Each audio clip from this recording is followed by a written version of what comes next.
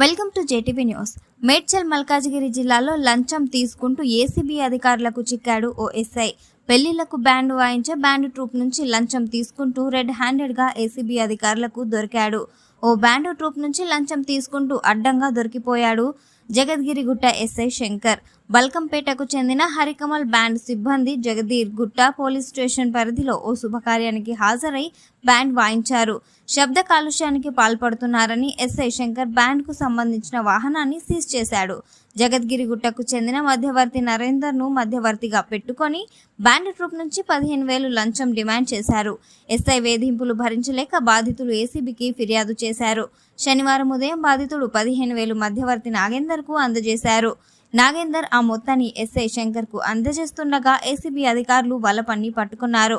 అవినీతికి పాల్పడిన ఎస్ఐ శంకర్, అతనికి సహకరించిన నరేందర్ పై ఏసీబీ అధికారులు కేసు నమోదు చేసి దర్యాప్తు చేపట్టారు.